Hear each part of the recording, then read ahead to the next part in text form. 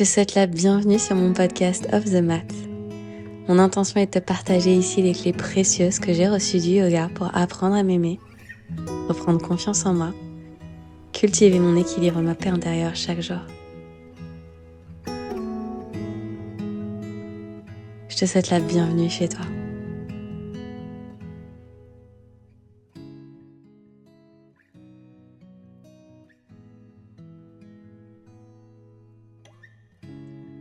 Bienvenue dans notre épisode spécial du mois de mars. Ce mois-ci sur le studio, c'est un programme qui est complètement dédié à la respiration. C'est 14 jours avec une nouvelle routine par jour. C'est vraiment, vous le savez maintenant, en tout cas pour celles qui ont expérimenté le studio, à chaque programme, j'ai vraiment à cœur de créer une expérience au-delà de juste un programme. Je pense que dans notre quotidien, et en particulier si on pratique chez soi, le but et ce qu'on recherche, ça va vraiment être de vivre quelque chose qui va nous transporter dans une bulle, qui va nous faire vraiment nous reconnecter à nous et apporter beaucoup de douceur, apporter beaucoup de reconnexion à cet essentiel. Et donc ce programme, The Breathing Space, c'est un programme que j'ai vraiment envisagé comme une expérience immersive, quelque chose de puissant au travers de la reconnexion à la respiration, pour justement retrouver cette sérénité et ce calme intérieur. C'est un programme qu'on va pratiquer donc en temps réel ce mois-ci, du 10 au 23 mars, avec donc, comme j'expliquais, pendant 14 jours, une nouvelle routine par jour. Et chaque routine, en fait, elle va avoir un objectif, un bénéfice particulier. Donc, ça peut être l'anxiété, le stress, retrouver de l'énergie, reprendre de la motivation, favoriser sa créativité, sa santé globale, etc., etc. La respiration, c'est clé quand on pratique les asanas sur son tapis, quand on fait du mouvement quel qu'il soit. Et c'est aussi quelque chose qu'on oublie d'utiliser dans notre quotidien quand on est très stressé, par exemple par le travail, par la vie de famille, le quotidien tout simplement. Alors que finalement, cette respiration, c'est elle qui nous accompagne chaque jour, c'est elle qui nous permet de vivre, qui nous permet de savourer, qui nous permet d'expérimenter. Et on oublie en fait bien trop rapidement et facilement à quel point justement la respiration, elle nous permet de nous recentrer. C'est à la fois une boussole et c'est à la fois notre bouée de sauvetage. Et elle a une puissance illimitée justement dans notre capacité à retrouver cette paix intérieure, restituer cette paix intérieure et la maintenir quand on revient à son souffle. Donc mon objectif ce mois-ci sur le studio, c'était vraiment de vous guider à vous reconnecter à ce souffle. Et une fois reconnecté à ce souffle, réapprendre à écouter ce souffle, réapprendre à contrôler ce souffle pour se ramener à l'instant présent et pour se ramener à cet état de suffisance, de bien-être et de sérénité. Comme tu le sais maintenant, tu vas recevoir chaque semaine une newsletter avec une belle partie écrite de tout ce que je vais te conter ici dans ce podcast. En plus, tu retrouveras dans les newsletters des partages d'expériences un peu plus personnels.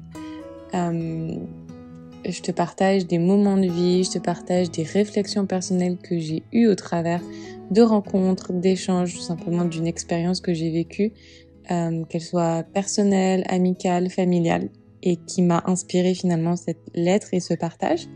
Et tu retrouves aussi des journaling prompts, donc des questions, des notes, des choses comme ça qui vont t'aider à justement venir mettre noir sur blanc ce que toi tu ressens. Parce que je suis convaincue que l'écriture, c'est vraiment un outil puissant si surtout on arrive à l'inscrire comme un rituel. Parce que plus ça va devenir un rituel, plus ça va devenir une routine, plus on va avoir confiance en ce rituel, plus on va sentir qu'on a besoin de revenir à ce rituel. Et c'est là, quand le besoin est là et l'instinct va vers cette direction de j'écris ce que je ressens et voilà, et je laisse mon fil de pensée défiler. C'est là vraiment que ça nous permet de trouver les réponses à nos questions et de guérir de ces blessures. Donc aujourd'hui dans ce podcast, ce qui est un podcast donc d'ouverture de cycle, je vais surtout aborder le poids des décisions et des choix qu'on fait dans notre vie et, euh, et à quel point justement on est responsable de nos choix euh, pour tout simplement définir les lignes de la vie que l'on a envie de vivre et surtout la vie qu'on est en train de vivre actuellement et prendre conscience que à chaque instant on fait des choix qui peuvent nous paraître petits mais qui finalement en fait tous ces petits choix accumulés ils vont avoir un impact fondamental sur le chemin de vie qu'on va prendre et j'avais envie de parler en particulier du poids des décisions parce que et de ce chemin de vie et de la façon dont on va aborder sa vie parce que pour moi, quand on vit dans cet état de rush permanent, qu'on oublie de revenir à l'instant présent, qu'on oublie de revenir à son souffle, c'est là en fait qu'on avance avec des œillères dans sa vie et c'est là finalement que, on avance peut-être pas forcément, aligné avec ses propres valeurs et surtout aligné avec ses projets, avec ses objectifs et avec ses envies personnelles. J'ai vécu ça, de longues années, quand j'étais, chef de projet, quand, je travaillais, en marketing dans des grandes entreprises de luxe. Parce qu'il y avait un peu ce truc, bon évidemment j'étais plus jeune et donc, je vais pas dire que j'étais conditionnée, mais un petit peu. J'avais un peu ce truc où finalement, j'avais toujours une carotte en face de moi et j'avais toujours un nouvel objectif et je pensais que chaque nouvel objectif que j'allais atteindre allait me mener, un petit peu plus près de ma destination, mais finalement j'étais pas certaine de ce qu'était ma destination. J'ai jamais conscientisé, en fait, j'ai jamais pris le temps de mettre à plat, ce que vraiment je voulais faire. Et en fait, plus j'avançais, plus je courais, plus il y avait autre chose derrière et je continue de courir comme ça en permanence et finalement, en fait, j'avançais vers rien parce qu'en fait, je ne savais tout simplement pas vers quoi j'avançais. Et quand j'ai vraiment, rencontré le yoga et que j'ai finalement pressé un peu ce bouton pause d'urgence, tout s'est arrêté. Ce brouhaha extérieur, ce brouhaha intérieur, tout s'est mis en pause et c'est là que le calme intérieur s'est réinstallé et c'est là que j'ai entendu à nouveau ma respiration et que j'ai pris conscience que, j'avais un souffle et que ce souffle, en fait, il m'apportait tellement de sérénité. C'était un peu mon allié, c'était un peu mon meilleur ami et aujourd'hui, ma respiration, mais j'y reviens, mais tout le temps, en fait. Hem, Autant le mouvement, c'est quelque chose, déjà, je m'amuse, c'est quelque chose dans lequel je m'épanouis. J'ai même pas besoin de revenir sur le sujet parce que, moi et le mouvement, j'ai presque envie de dire, ça ne fait qu'un si je n'avais pas de mouvement dans ma vie, mais il me manquerait justement cette bouée de sauvetage, mais vraiment le souffle, c'est une baguette magique. Dès lors qu'on a conscience de notre souffle, dès lors qu'on a une synchronicité avec notre souffle, qu'on a construit une relation vraiment intime avec son souffle, alors on sait que, tout ira bien. Parce que le souffle est là et parce qu'on peut toujours y revenir et parce qu'on sait comment l'utiliser et on sait comment travailler en synergie pour retrouver cette paix intérieure. Toutes les décisions que tu prends, elles vont avoir un poids. Ton chemin de vie, il se construit par une série de décisions donc. Au départ, les décisions qui vont être prises sur ton chemin de vie, ça va être des décisions qui vont être prises par autrui, généralement par ta famille, par tes parents, par les personnes qui vont s'occuper de toi. Et ensuite, quand tu vas grandir, ces décisions, c'est toi qui vas les prendre. Et je pense que avoir le choix quand même, c'est un privilège. Je suis quelqu'un de privilégié, toi qui m'écoutes, tu es quelqu'un de privilégié. Et avoir le choix entre une vie A et une vie B, c'est un immense privilège. Et pourtant, quand on va se retrouver face à une infinité de choix, de possibilités, souvent, ça va être difficile de faire un choix. On va même en fait, on va se trouver paralysé et on va presque avoir la sensation que c'est une malédiction d'avoir le choix parce qu'on n'est pas capable de choisir. On va être incertain quant à la justesse du choix qu'on va faire et du coup, dans beaucoup de situations, peut-être que tu vas t'y retrouver là-dedans, tu vas juste pas faire de choix. Enfin, Quand je dis tu vas pas faire de choix, en fait, tu vas faire le choix de ne pas choisir et c'est un choix. Le fait de rester exactement là où tu te trouves est un choix. Choisir, c'est effrayant, en particulier si la décision que tu vas prendre, elle va impliquer des compromis. Parce qu'on n'a pas envie de faire des compromis. C'est souvent là qu'est la frayeur du choix. C'est-à-dire qu'on sait qu'en prenant une décision, on va devoir abandonner quelque chose et on se demande finalement si on est prêt ou si on est capable de laisser notre passé derrière nous et souvent du coup on va se conforter dans un présent on va se satisfaire d'un présent mais qui finalement nous rend pas complètement voire pas du tout heureuse. Il faut bien comprendre que toute décision qu'on va prendre va avoir un effet domino et va avoir des répercussions sur notre futur. Quand tu te rends au travail et que tu choisis par exemple de sauter ta pause déjeuner pour travailler sur un gros projet, ben, finalement tu vas choisir plutôt ta reconnaissance et ta réussite qui, bon, de l'un dans l'autre est incertaine. Tu travailles dur, mais finalement tu connais pas forcément l'issue, au détriment de ta santé. Quand tu vas choisir d'allumer ton téléphone à ton réveil pour consulter tes réseaux sociaux, par exemple, plutôt que d'ouvrir ton carnet de journaling ou d'écouter de la musique douce, par exemple, tu vas inconsciemment choisir de compromettre ta santé mentale. Mais tu ne le sais pas encore forcément si tu ne l'as pas vécu. Et même si indépendamment, ben, tes choix, ils vont te paraître hyper anodins, cumulés les uns avec les autres, ils vont avoir un impact majeur sur ta vie et exactement là où tu te trouves aujourd'hui, si tu poses un instant et tu dis: «OK, où est-ce que je me trouve aujourd'hui? Personnellement, professionnellement? Est-ce que j'ai la sensation de courir après quelque chose est-ce que j'ai la sensation de, courir loin de quelque chose? Est-ce que j'ai l'impression de fuir quelque chose?» Ben, finalement, ta réalité actuelle, c'est toi qui l'as construite par la somme de tes choix. Quoi qu'il en soit, quand tu vas dire oui à quelque chose, tu vas inévitablement devoir dire non à autre chose. Quand tu dis oui à quelque chose et que tu as la sensation que, on va dire, tu ne perds rien, en fait, tu perds quelque chose, mais tu ne le sais pas encore. Et quand je dis tu perds quelque chose, c'est plutôt tu acceptes de tourner le dos à autre chose. Parce qu'en fait, la vie, elle est faite justement de fils qui sont tous interconnectés, des fils interconnectés d'émotions, de facteurs, de contextes, qui vont se mêler, qui vont s'entremêler. Parce que tout est connecté, tout est lié. Ton cœur, c'est lui qui doit te donner la direction, et ton mental, c'est lui qui va te dessiner le chemin à suivre.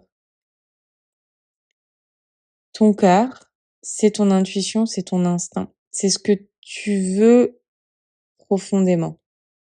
Pour te reconnecter à ton cœur, il va falloir que tu te reconnectes d'abord à ta respiration. Ça va être un petit peu la première étape pour te reconnecter à ton cœur. Parce que quand tu n'es pas connecté à ton cœur, tu es connecté à ton mental, tu es connecté à tes pensées, tu es connecté à ta raison, tu es connecté à la sécurité. Tu n'es pas connecté au cœur, tu n'es pas connecté au désir, tu n'es pas connecté à ce qui vraiment t'anime. Tu es encore bloqué dans, dans la sécurité du confort, la structure de la société, hem, dans ces choses vraiment qui vont te rassurer. Même si elles sont, comme je le disais, inconfortables au sens où elles ne te rendent pas heureuse, elles sont pragmatiques et dès lors qu'elles sont pragmatiques, elles vont te permettre de te sentir en sécurité. Quand tu fais face à un obstacle, pour prendre une décision notamment, divise cet obstacle et cette difficulté en d'autant de parties qu'il le faut pour te permettre de les surmonter. Parce que un gros challenge, quand on le divise en tout petits challenges, eh ben, ça va être déjà mentalement beaucoup plus abordable. On va se sentir beaucoup plus capable d'avancer step by step en prenant son temps. Mais encore une fois, au même titre que les choix qu'on va prendre, les petites décisions qu'on va prendre, chaque effort et action qu'on va entreprendre, cumulés, construisent de grandes actions et nous permettent, pardon, d'atteindre cet objectif de vie qu'on poursuit. Pour diffuser et adoucir cette peur qui va naître de ta prise de décision, il faut que tu enseignes à ton mental et à ton corps comment travailler ensemble, main dans la main. Parce que le mental, les pensées, c'est pas quelque chose de négatif, c'est pas quelque chose qu'il faut complètement mettre de côté et taire. C'est quelque chose qui doit te donner des clés, qui vont donner des clés à ton cœur aussi, pour comprendre comment atteindre. C'est un peu comme si le cœur était l'artiste et le mental était le scientifique, le physicien, ce que tu veux. On a besoin de quelque chose de, comme je disais, d'hyper pragmatique pour mettre en place vraiment de façon tangible et pratique ce que le cœur va nous demander de faire.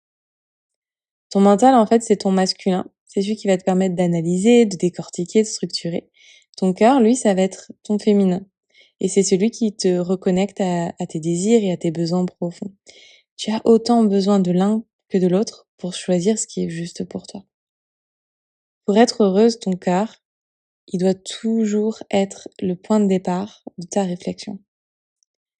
Pour te reconnecter à ton cœur, j'y reviens. Pour te reconnecter à ton cœur, tu as besoin d'abord de te reconnecter à ta respiration.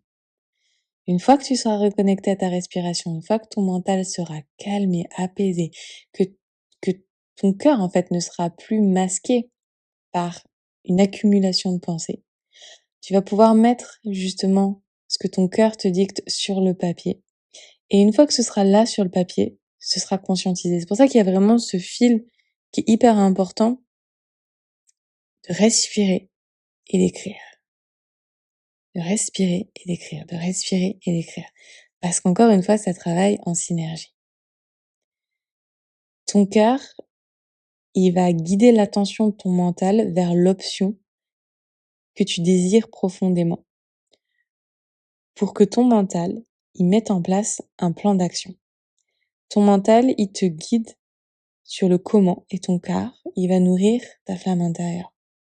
Quand tu es face à une situation pour laquelle tu doutes de la juste décision, demande-toi, est-ce que choisir l'option A m'anime et me fait me sentir puissante? Quelle est la réaction qu'a ton corps quand tu considères cette option A? Et quelle est la réaction de ton corps quand tu choisis de mettre l'option B ou l'option C de côté et vice versa? Au fond de toi, ton instinct, il sait. À toi de choisir si tu préfères écouter ta peur, suivre ta peur, ou si au contraire, tu choisis cette adrénaline de l'inconnu et tu te dis, OK, j'ai peur, donc ça veut dire qu'il faut que j'aille là. Il faut que tu apprennes à entendre et écouter ces messages. Si tu l'as pas encore compris comment, je le redis, respire, écris, respire, écris, respire, écrire. Rappelle-toi qu'une décision sage, elle se prend dans tous les cas pas du jour au lendemain.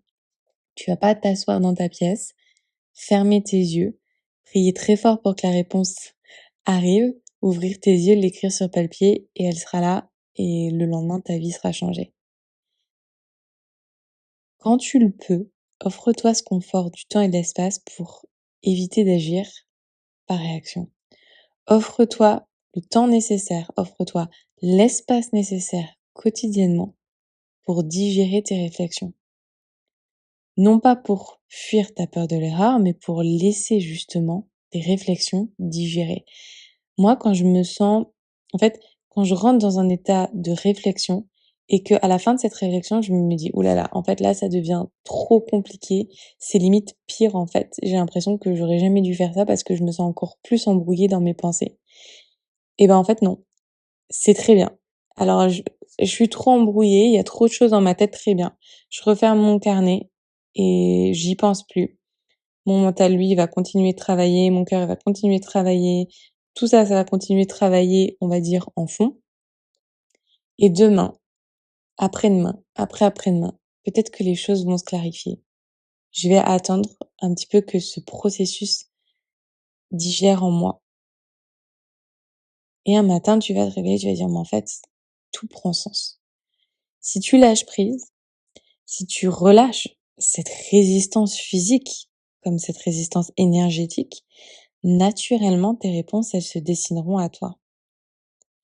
La pratique physique et notamment la pratique des ouvertures de cœur, de hanche, c'est complémentaire aussi à ce travail dans ta prise de décision parce que finalement, et moi je l'ai bien compris, hem, la clé c'est souvent le lâcher prise et l'abandon et c'est quelque chose qui nous fait, pour beaucoup, énormément peur, mais finalement quand, on relâche cette résistance et qu'on accepte de se laisser complètement porter par la vague de la vie, par le flot de la vie, et bien naturellement, même si ça fait peur, et ben, on va être mené vers le point qui nous est destiné et finalement on se rendra compte que, ben, ce point qu'on connaissait pas, qu'on a choisi d'accueillir, ben, finalement, il est bon.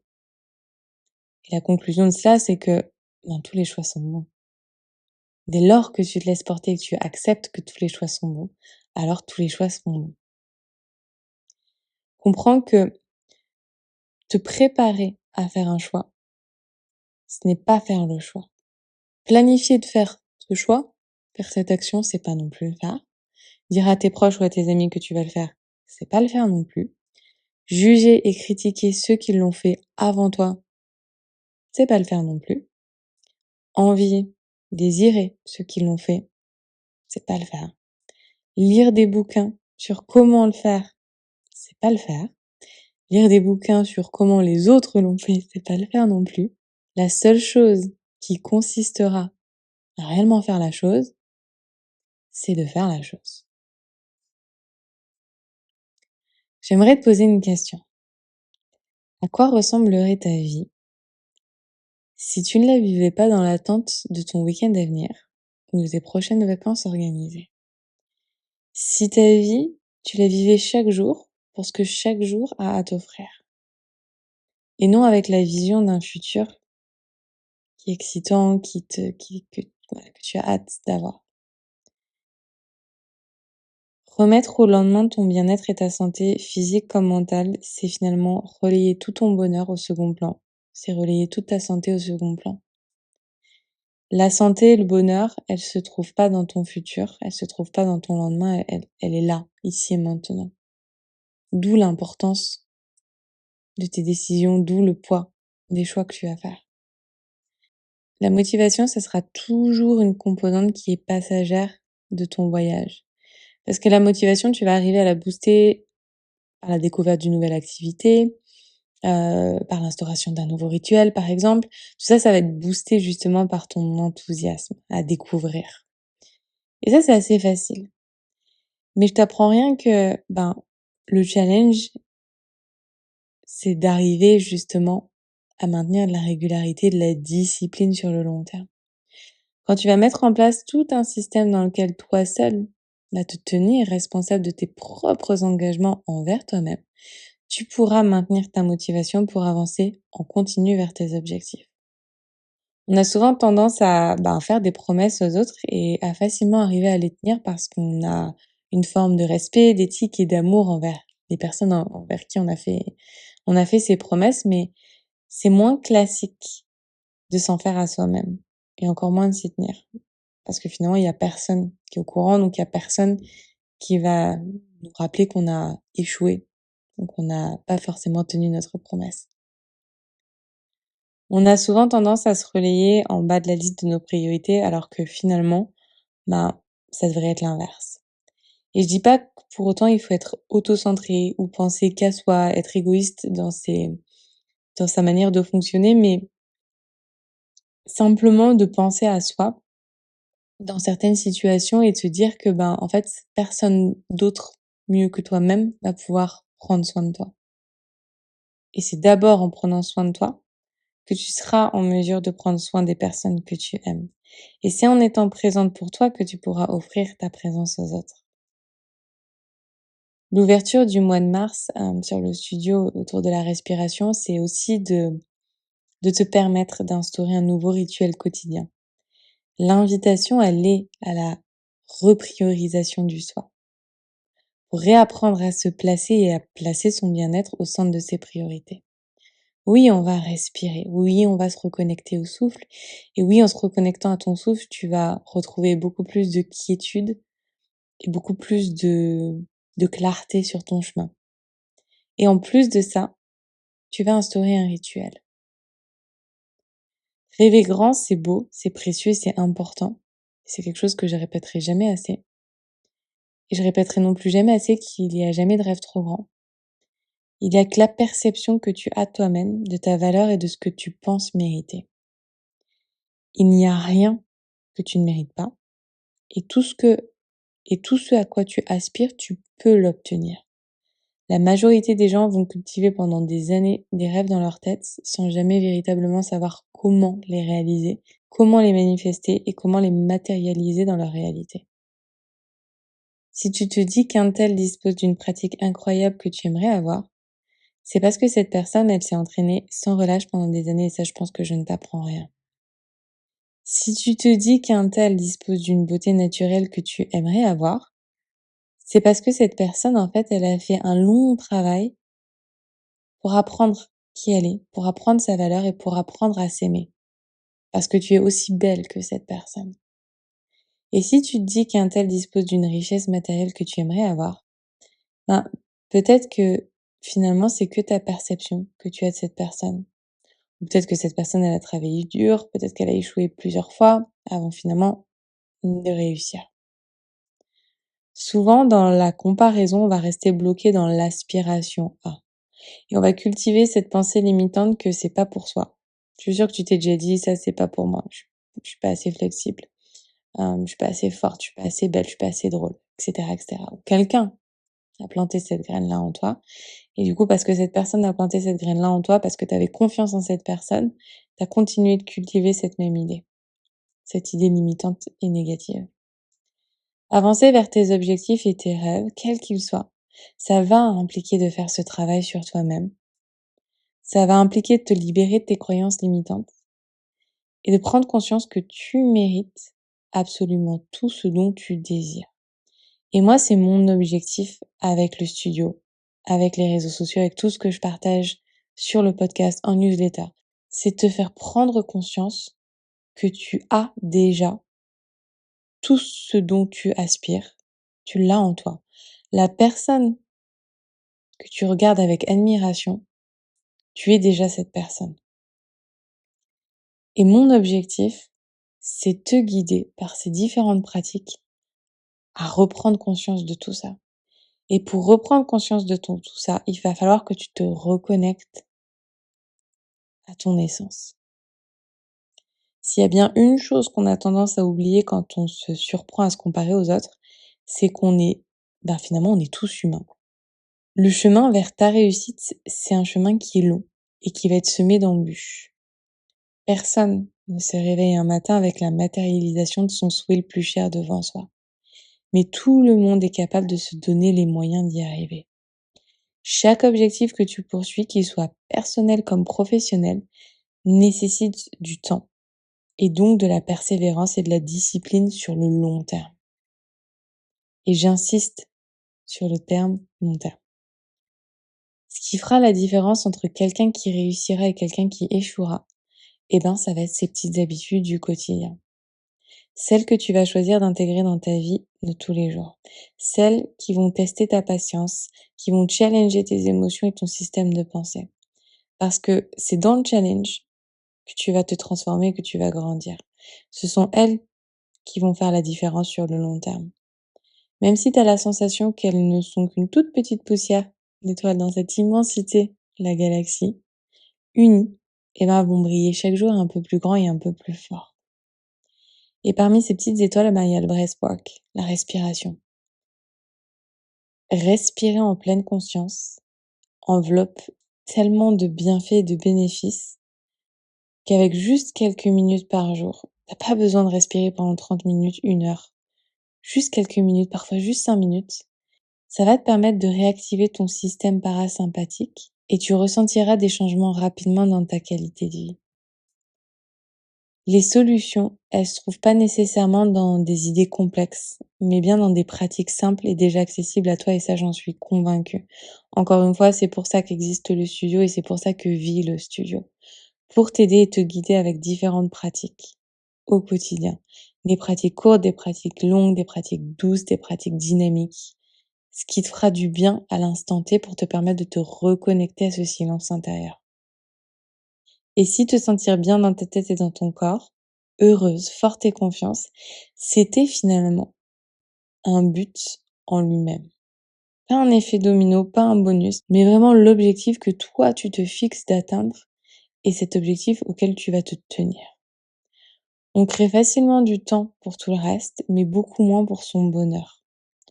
Au lieu de survivre ta semaine jusqu'au week-end, tu as la possibilité d'apprécier chaque jour comme si c'était ton week-end. Te tenir responsable envers toi-même, ça ne signifie pas que tu doives remplir ton agenda d'une nouvelle mission un petit peu chaque jour. Ce pourquoi je le fais, c'est ta boussole. Celle qui te guide et c'est celle qui te donne la direction quand tu te perds un petit peu sur ton chemin. En revenant chaque jour à ce pourquoi, par la respiration, par la méditation, par le mouvement, tu choisis consciemment chaque jour de faire une pause pour checker, pour t'assurer que tu es toujours dans le chemin que tu veux, toi, profondément prendre.